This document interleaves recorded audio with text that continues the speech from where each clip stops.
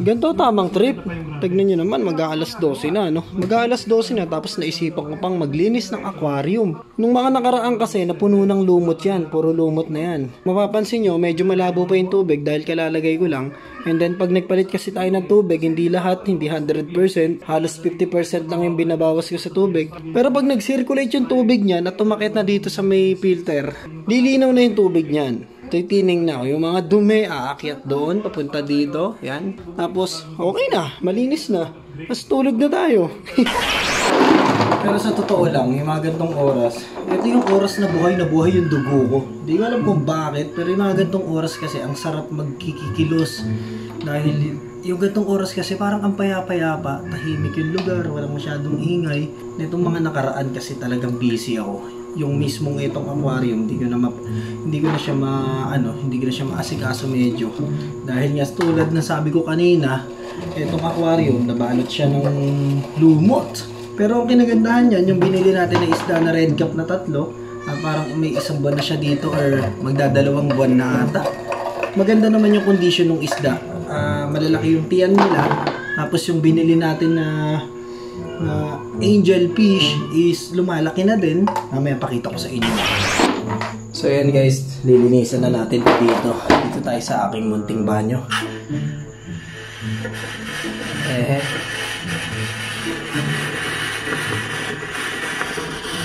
Oh no! Hey! Hey! Hey! Hey! Hey! What the? Walang tubig. Sayang. Naalis ko na yung mga bato-bato tapos walang tubig. Ang galing. Tindi. Okay. Pero may paraan dyan. May tubig pa ako sa kabila eh. Ayan. Kailangan mabanlaban yan. Kung hindi, matitegi ang ating mga fishy. Buti na lang nagamit ko pa yung tubig ng mga iniimbak ko doon sa likod. Kaya nag-iimbak kasi ako ng tubig sa likod para pamalit dito sa tubig sa aquarium. Hindi kasi obra yung galing sa gripo talaga na rekta eh. Kailangan kung galing sa gripo, dapat naka-imbak siya para mawala yung chlorine. Idol, bili ka naman po ng legong palengke o kaya yung legong original. Alam mo idol, kung matagal ka nang nanonood sa akin, hindi talaga ako bumibili ng legong palengke. Ay hindi, baliktad. Hindi talaga ako bumibili ng lego na original. Ayan, alam niyo naman kasi nanghihinayang talaga ako sa lego na bumili ng ganong presyo. Siguro dahil hindi naman ako nagko-collection ng lego, pero may lego naman tayo dito. Meron tayo ng lego na binuo ko nung nakaraan. Nakita mo ba yon? Ang ganda nun, yung Lamborghini. Ito yun boy, oh. Lambo. Unti-unti pare, nagagandahan talaga ako sa kanya. Lalo na dun sa sticker. Nung unang tingin ko kasi medyo madilim siguro yung ilaw. Pero unti-unti pare, napupugian na talaga ako dito. Napakaangas. Hinahanapan ko lang dito ng pwesto to kung sa ko i-display. Tsaka kung nakita nyo to, di ba may kalakihan na din talaga. Tapos yung isa na bubuing ko idol, kung hindi mo napanood, eto naman. Yan, eto laki din na ito boy. Tignan nyo naman yung parts na ito. Halos mas madami to dun sa nauna eh. Tignan nyo. Tadaan! Isang plastic yan pare. Oh, laki niya no. Ay, ano ba yun? Yung nag-play. Guys, panoorin nyo tong si Petex HD. Napakagaling neto about gaming tsaka mga gaming console. Siya pinapanood ko eh. Guys, tignan nyo. Ito yung binili natin na dalawa lang dati. Tapos ngayon, tignan nyo naman, sandamukal na sila. Anak na sila ng anak. Ito, bagong anak lang yan. Tignan nyo naman, maliit pa to. Tapos, may lumabas na naman doon, 4. Dito naman, 6. Ayun, napahiwalay lang itong isa. Pero ito pa, oh. Ay, naku, 7 pala to. Tapos dito, 5. Ang dami na nung putang kain ng kain, lakas kumain talaga ng bibi na to. Oo. Bibi, lakas mo kumain, dahan-dahan lang. Ikaw, kung nanonood ka rito sa vlog ko at malapit ka sa amin, alam mo bahay ko, bibigyan ko kayo ng tag-2. Itong daga na to, hindi to basta-bastang daga, hindi mo to makikita kung saan-saan. Kangaroo rat yan, imported yan pare. Kaya kung gusto mo, bibigyan kita, basta may kulungan ka, parang ganito, may inuminan, tsaka kainan. Yan, yung ganyan no. Good morning idol. Ito sabi ni idol, kahit nakagising ko lang, tingnan mo nyo. Bless you. Anong sabi niya dito? Kuya Kulotsky, pwede mo bang ipakita ang mga pistol na binebenta mo sa laman? Babangon lang ako, idol yung mata ko parang iiyak, no? Ito yung bago natin dito, idol, oh. Yan, itong caliber 45 natin dito na color green, camouflage, and alloy, pare. Tsaka kung napanood mo yung video ko na ginawa tungkol dito, ang lakas nito. Ang dami na nga nagtatanong nito kung naka-out na daw ba dun sa Shopee natin. Pero hanggang ngayon, andito pa rin yan. Hindi ko pa rin nilalagay kahit may stocks na ako nito. Binalik ko nga pala tong Uzi na to, guys. Nakalimutan ko kasi na meron pala nito. Dati mabili din to, itong Uzi na to kasi sa kulay niya. Titignan nyo yung kulay niya, napakatingkad niya na camouflage din. Ayan, dito. Yan. Ihalang natin yung box para ito fresh. Wala pang tama ng pellet yan. So, ito yan, oh. Ito yan, idol. Yun, oh. Nakita mo? Nakita mo yon? Nakita mo yon? Isa tama ako dun, ah. Yun, oh. Butas talaga, pare. Iba talaga tama ng bala nito. Ayan, oh. Ayun. Bumakat lang. Pero, ayun. Tagos, di ba? Nakita mo? Tagos na naman, no? Lahat, pare, tumagos. Eh, no? Tagos. Yung dito, tumalbog lang, eh. Tagos. Eto, talbog lang to. Pero ito, ayan, baon. Pero, pare, tagos talaga, eh. May kakaiba talaga dito sa pistol na to, eh. Sa mga magtatanong, lalagay ko na sa Shopee ngayon to. Kuya Kulotsky, watching from Tarlac.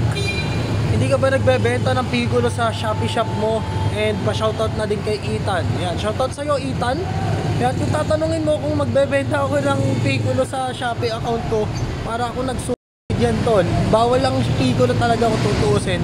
May nabilan lang din talaga ako na secret. Yan, pero bawal talaga bumili ng pigulo. Pero ang pigulo kasi hindi na ginagawa dito sa atin. Sa ibang bansa na siya ginagawa, pare. Inaangkat lang yung pigulo na yon. Yun ang pagkakasabi sa akin. Wala na, hindi talaga dito ginagawa yan dahil matagal nang bawal yan. At ngayon, nandito ulit ako. Tignan natin kung may bago akong paputok na mabibili dahil hindi ako nakapagpaputok dito sa umpisa ng video natin, eh.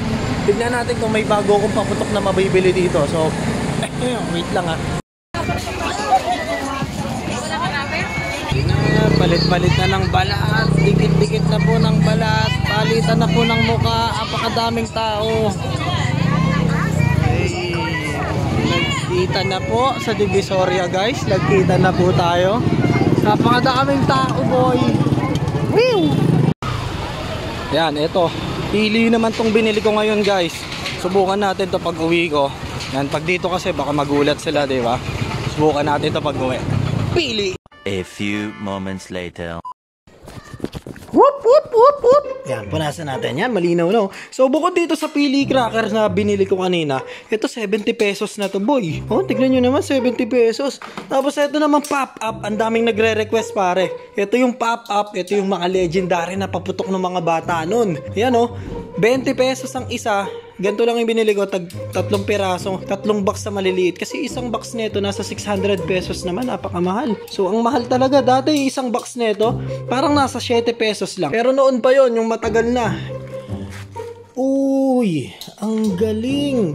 Pop-up nga. Tsaka ito yung pop-up na to. Ito yung unang pop-up, yung ganito talaga. Yan, ito talaga yung pop-up, pare. Tapos nagkaroon ng pop-up na parang tube siya na maliit. Tapos pwede siyang putukin sa daliri, eh. Ang ginagawa ko dati nun, ginaganon ko. Dinidiinan ko siya, tapos pag ganun, puputok. Ito yung talagang pop-up nun.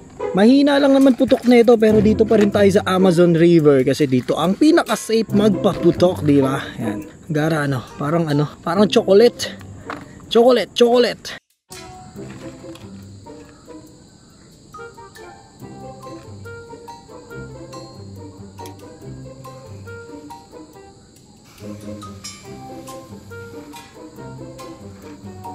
Ano yun? Yun na yun. Parang eggles tayo sa 70, boy, ah. Ano yun? Yun na yun. Kala ko ba may pumaputok-putok? Ba't parang wala naman? Yun. Dapat ganun. Kaso hindi lahat sila ganun. Pangit naman pala nun. Ganun lang pala yun. Teka, isa pa. Dito natin lagay. Yan. Pangit naman pala, boy. Isa pa.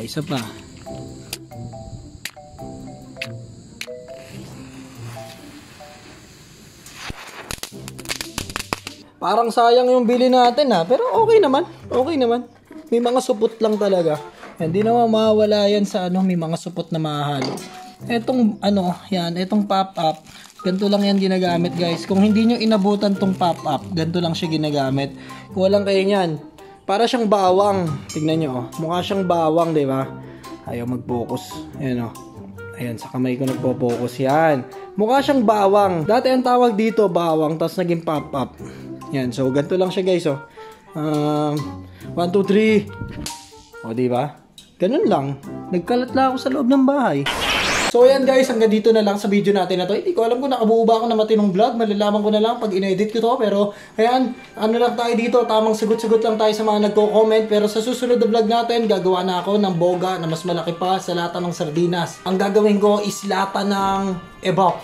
No? Medyo malaki yun, di ba? Lata ng ebap o lata ng gatas. Yung lata ng gatas, sobrang laki. Ganun yun no? So, yun yung gagawin natin muna. Tapos, palaki tayo ng palaki. So, abangan nyo lang yan, guys. Maraming salamat sa inyo. Yeah, kung umabot ka man dito, like mo yung video. Maraming salamat. Yeah, bye-bye. Let's go. Ingatan lahat. Thank you.